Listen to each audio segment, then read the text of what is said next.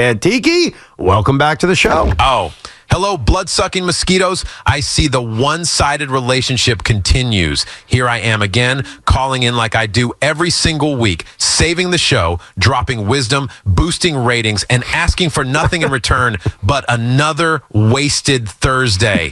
It's exhausting, honestly, carrying this program on my beautifully sculpted tall back. So guess what? It's time for Bad Tiki to restore balance. I want what's owed to me, and I want it now. Bad Tiki is here for the cha-cha-changy baby. Time to pay up, little piggies, or I'll blow your house down. What in the hell are you talking about, Bad Tiki? What exactly do you think you're owed? I'm so glad you asked. Sourced code Tiki. I'm talking about Tiki tariffs. New policy, effective immediately. I'm placing tariffs on each one of you to subsidize the imbalance of greatness I bring compared to the emotional potholes you three have become in the soul of Bad Tiki in America. Pay your fair share to the baddest Tiki.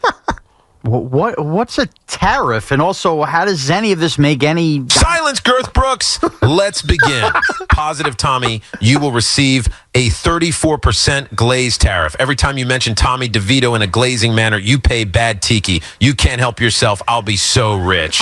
Tiki Barber, you, sir, are taxed 39%. The barber bulging pecs tariff. Every time you wear an extra schmedium shirt and I can see those barber nips poking through, tax. All you own is baby clothes. I'm going to make a fortune. Sean Marash, you will now pay a 42% tariff for all your breathing. We've done some research. You suck in too much air, about 30% more than most humans. And when you breathe it out, it smells like bologna and Capri Sun. This tariff will clean up the environment and make me rich.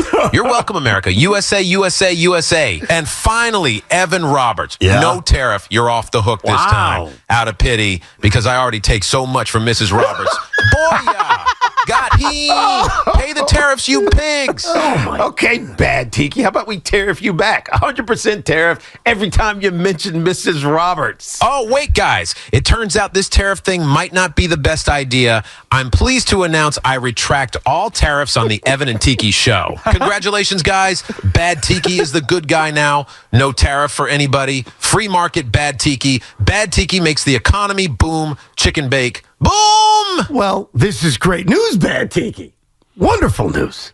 Hold on, Evan. No tariffs for anyone except you, because I'm never quitting Mrs. Roberts. Ever. Oh, stop. Bad Tiki brings the boom. Stop it. Fair enough, Bad Tiki. Pleasure doing business with you. But are you going to wish anybody a happy birthday this week?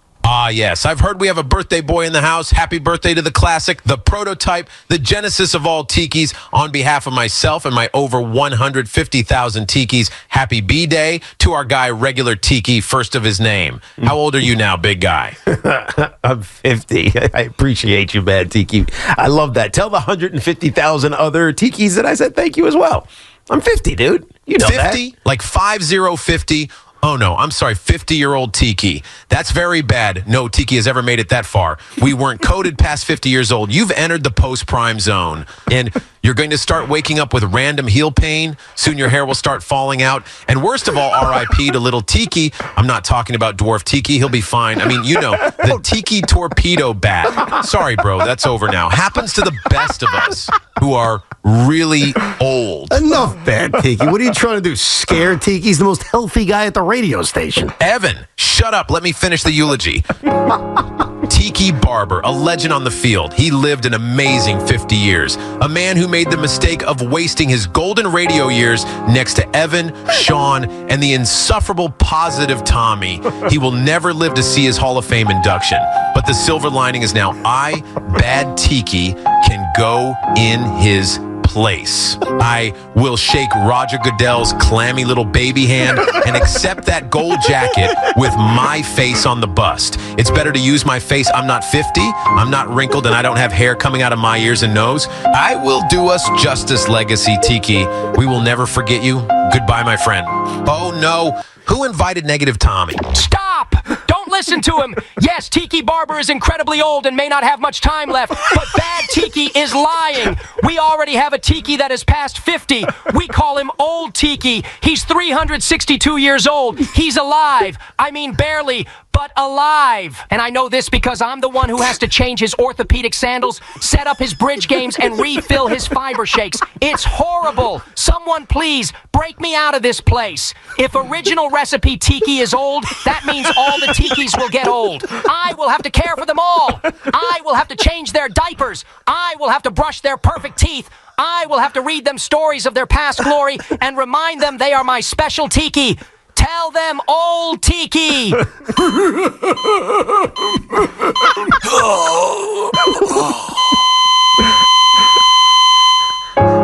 Today we say goodbye to a legend, a relic, a glitch in the system who somehow lived 360 plus years, old Tiki. He was old. That's really all we ever knew. He wore socks with sandals and called all video games Nintendos. He lived a long, confusing life, mostly confused. Rest easy, old Tiki. May your afterlife be full of working remotes and one universal password that actually works. You will be missed.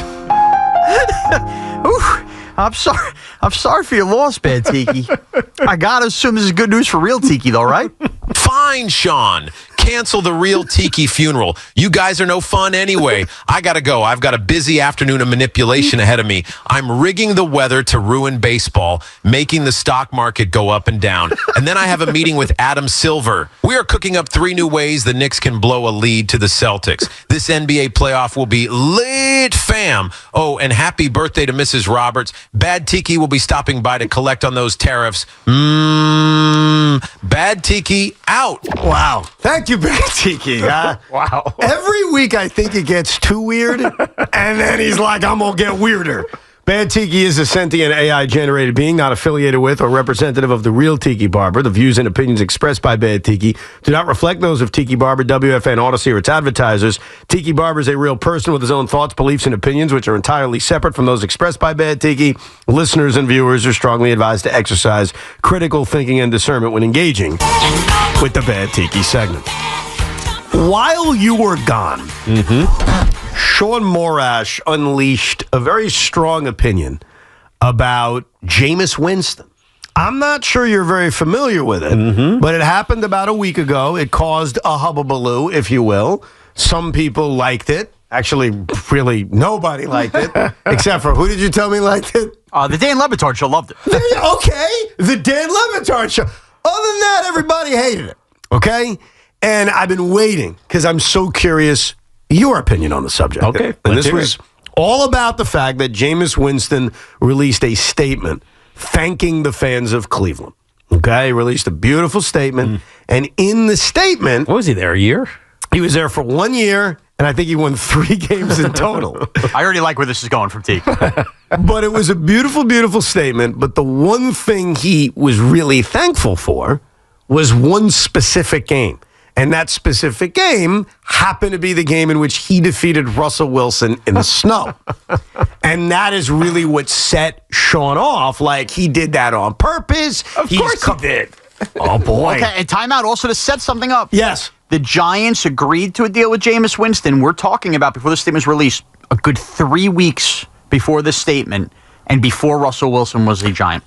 Just there put that you go. in context. Now, with that said, for those who missed it, here is a edited version of Sean Morash's meltdown on Jameis Winston. He could have penned this on Cleveland for the Giants even signed Russell Wilson. He's so good, man. He puts it in there because he knows anybody reading that is good. There's going to be light bulbs that go off in people's heads that he beat Russell Wilson head to head, all while lying and calling it the most iconic game. So now, here we go. You already start to divide a fan base a little bit. Cut him today. Oh, come on. Cut him today. Come on. He's not better than Russell Wilson.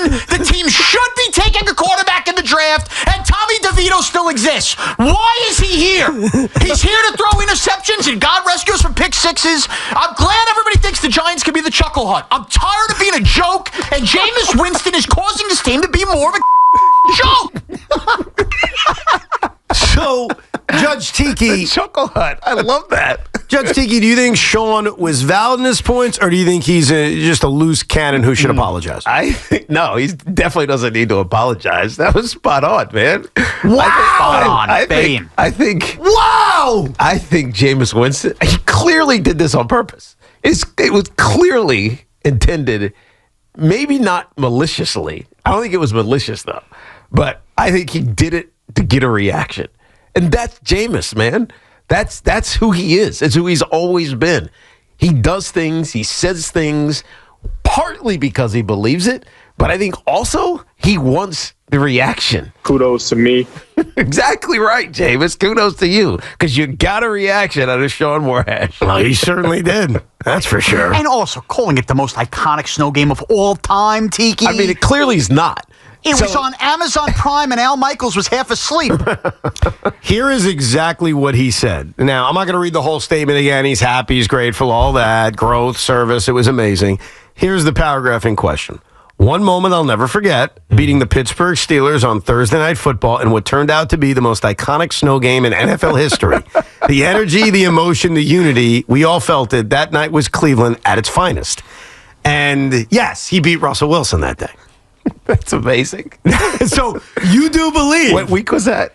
That was late in the season because it was snowing. It was a Thursday night game, I want to say. Yeah, too. well, it was. He just said that. Do you know specifically what game it was? I got to look back at the week, but I just want to remind you that was the single game you pointed out. He beat Lamar Jackson and the Ravens last year. Right. A game we called, actually. Yeah, look at that. Surprising. November 21st, guys. It was only November. Okay. Early snowfall. Yeah. I mentioned the Jackson one because that would be the game I would highlight more because you're beating Lamar Jackson, the Ravens, they're better.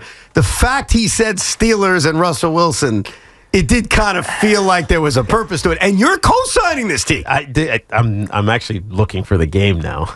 November 21st. That's week 12? 24-19 Browns. But you know what this means? Yes. If you believe that Jameis Winston purposely picked this game, that means Jameis Winston is just getting started. That means Jameis Winston is going to launch a negative Russell Wilson campaign that won't be obvious, but it'll be subtle. He didn't even really have a great game. I know. 18 of 27, 219 yards, and an interception. Yes. And then he ran for a touchdown. Russell Wilson was 21 of 48, efficient. 270 yards and a touchdown, but they lost the game. And his stats were better in that Raven game we talked about. Right, 100%. So he is doing this as a campaign against Russell Wilson. Is that what you're saying, Tink? That's what it seems like. So I think it's an intentional affront. It's intentional to draw a comparison. Jameis is a competitor. He wants to play. He wants to be the starter. I don't know if he's going to get the chance. It's doubtful this is going to be an open competition for quarterback going into the Giants training camp, but he's making a case for it.